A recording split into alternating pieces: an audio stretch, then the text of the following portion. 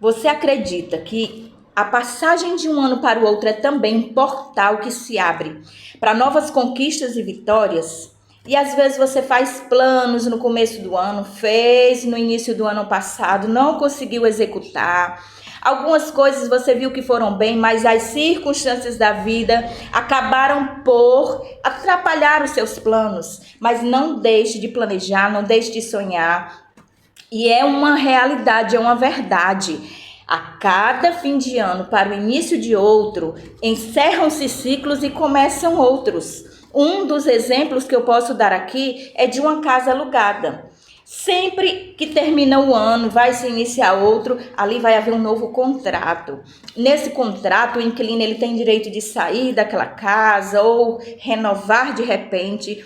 Vai haver talvez um reajuste e nesse reajuste você precisa colocar no seu orçamento aquele valor a mais. As coisas vão aumentar de valor, o salário vai aumentar pouco de valor, então nós precisamos ter estratégias. O que acontece? Tem gente que tem apenas uma fonte de renda. Se você tem apenas uma fonte de renda, aconteceu qualquer problema ali naquela área, você já fica sem saber o que fazer. Na época da pandemia foi um exemplo disso, que quem tinha apenas uma fonte de renda, né, ficou no prejuízo. A maioria das pessoas perderam seus negócios. Então vamos encarar com seriedade esse ano que se inicia. E o primeiro reajuste que a gente tem que fazer para o fim de um ciclo e o início de outro é dentro de nós. Esse vídeo vai falar sobre o que precisa ser feito dentro de nós para dar início às nossas conquistas e os nossos projetos. E o primeiro ponto que eu tenho para falar é que o sucesso ele tem mais a ver com as nossas renúncias do que com as nossas conquistas. E por que isso? Porque muitas vezes a gente quer avançar, mas existem pensamentos, existem sentimentos e algumas atitudes em nós que, por mais que nós avancemos em qualquer área da nossa vida, esses 3 pontos que eu falei vão nos puxar para trás. Você consegue até conquistar algo, mas de repente você perde. Por quê? Porque não há ali um alinhamento entre a mente, o corpo e o espírito. Nós somos corpo, alma e espírito. Há quem viva direto no espírito, em oração, em jejum, ouvindo palavra, mas não tem atitudes boas, não tem disposição para ganhar a vida, não tem uma boa atitude como filho de Deus, como servo de Deus.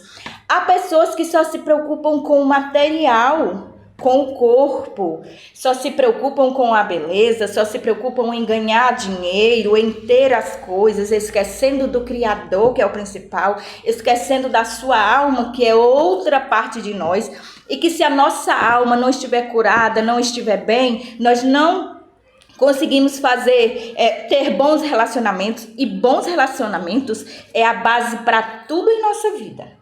Os relacionamentos é o que sustenta.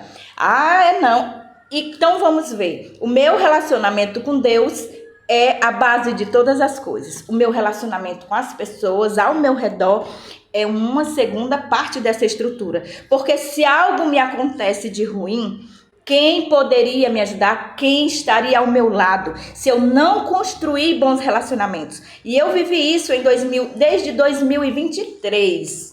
2023 eu passei por um processo que se eu não tivesse pessoas que estivessem ao meu lado, houve tempo, né? Houve uma pequena fase onde foi só Deus e eu.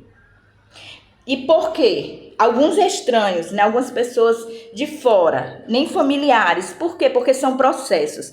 E nós passamos por processos na vida. Quando é Deus que permite certas coisas, às vezes Ele nos deixa sozinhos para poder ver, extrair o melhor de nós, extrair forças que nós, em uma vida boa, não sabemos que temos. Adquirir também bons testemunhos para ajudar outras pessoas lá na frente. E outra parte do processo, aí sim, chegaram as pessoas, mas eu sempre procurei, tanto na bonança quanto na escassez, manter as minhas relações saudáveis. porque nós não sabemos o dia de amanhã. Então, eu vou compartilhar com vocês nesse vídeo, isso aqui já levou a uma reflexão, vai refletindo aí na tua vida, o que você precisa fazer para estar bem, em alinhamento com o teu corpo, alma e espírito, para que tenha sucesso, vitória este ano.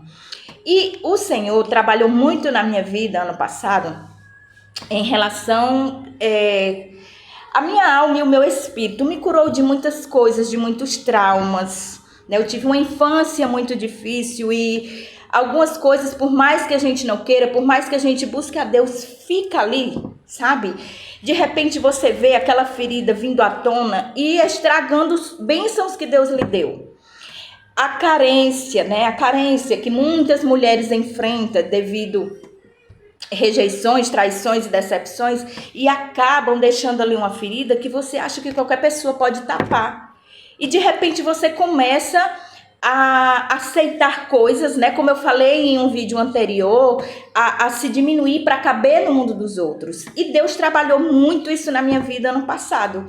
Porém, esse ano, no início do ano, já estamos apenas há poucos dias, eu me vi novamente querendo caber no mundo de alguém, de algumas pessoas, e me diminuindo para isso. Então a nossa vida ela é uma constante transformação.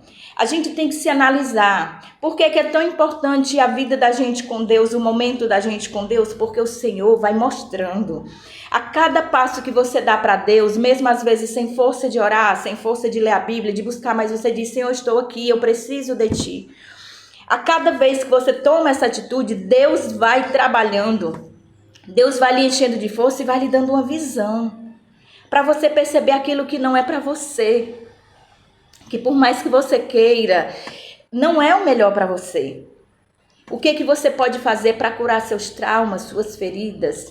E eu vou falar um pouquinho agora sobre algo na minha vida que eu precisei realmente enxergar algo muito importante, que muita gente tem, né, essa característica. E alguns até defendem que é uma boa característica, mas aquilo que faz mal não é uma boa característica. E eu vou falar sobre isso agora. Intensidade. E eu sou uma pessoa intensa. E como muitos defendem essa característica, eu também defendia, porque afinal de contas, a pessoa intensa, ela é verdadeira, ela é decidida, ela é genuinamente dedicada em tudo que faz. Porém, existem pontos negativos na intensidade e precisam ser realmente vistos, porque essas coisas estavam me prejudicando. Elas chegam a prejudicar relações, porque você vê as atitudes das pessoas de uma maneira distorcida. Alguém que é intenso, ela pode desenvolver uma carência, ou se já tem uma carência, ela vai interpretar pequenas ações, pequenas atitudes como grandes feitos, e ali ela vai se dedicar, se entregar e vai se frustrar. Porque pela sua visão distorcida das coisas, ela vai se entregar onde não deveria. E o que resulta disso? Resulta em cansaço físico, mental, perda do sono. E tudo isso que eu digo aqui não é porque eu sou profissional na área, não é porque eu estudo para saber o que está me atrasando, me diminuindo, que está me esgotando. Nós que temos essa característica, nós supervalorizamos as pessoas. E às vezes buscamos validação em relacionamentos que nem são saudáveis, simplesmente pelo fato de que você se entrega demais. E nós precisamos ter uma visão, analisar, e a intensidade às vezes não permite isso. E eu tive que deixar minha intensidade para trás, eu estou nesse processo. E eu fico feliz porque, como eu falei no começo do ano, eu me deparei com uma situação e eu fui intensa e de repente eu analisando, observando as atitudes, as palavras das pessoas, e você olha e você diz, isso aqui não é saudável. Eu estou me entregando, me dedicando a algo que não é bom para mim. Meu valor é maior que isso. E esse é o meu desafio. Qual é o seu desafio? O que você precisa abrir mão? O que você precisa fazer para conseguir realmente as conquistas e as vitórias? Porque na área profissional sempre fui eu fui reconhecida pelo meu talento. Você se expressa bem, eu gosto de te ouvir. Os meus alunos têm uma facilidade de aprender através das minhas aulas. Isso me enche de orgulho, me enche de alegria, porque nós precisamos nos orgulhar do que nós fazemos, mas nós precisamos ser ainda mais fortes para reconhecer as nossas fraquezas. E a minha fraqueza está toda na minha área emocional, por ser intensa, por ser dedicada e por ser carente devido a uma infância difícil, onde meus pais se separavam e eu precisava estar na casa de um e de outro. E uma pessoa que vive na casa de um e de outro, ela sempre está buscando validação, ela tem que fazer as coisas bem para ser aceita. E você vai crescendo com aquilo. Você vai crescendo, acreditando que você precisa fazer demais para ser escolhida, para ser reconhecida. E isso não vem de Deus.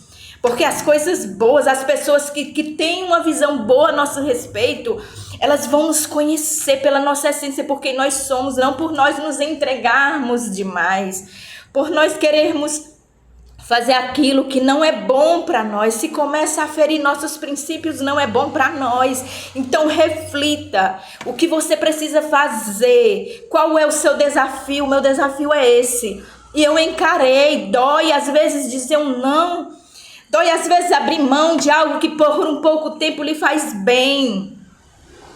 Mas seja forte, veja seus pontos fracos e trabalhe neles. Lute pelo que você quer, não tenha medo, tenha coragem, mas não seja intenso a ponto de se desgastar, de ter dor no corpo, de ficar sem dormir. E tudo isso você consegue, porque eu estou falando isso com propriedade. Como eu falei, os diplomas nos dão direitos, mas a nossa vida, a nossa experiência, ela nos traz propriedade de falar, porque você viveu e venceu. E hoje eu me vejo vencendo processos que antes eu jamais venceria. Situações que passaram lá atrás e eu não sabia como fazer e eu me entregava. E hoje eu me vejo, mesmo devagarinho, mesmo com dificuldade, tomando um posicionamento. Tome um posicionamento para obter suas vitórias, suas conquistas e sucesso, porque está se encerrando um ciclo de derrotas na sua vida. Está iniciando um novo ciclo de vitórias na sua vida. Creia e faça o possível para conquistar, para conseguir, porque os problemas que vierem não vão ser maiores do que você. E eu desejo a você um feliz 2026.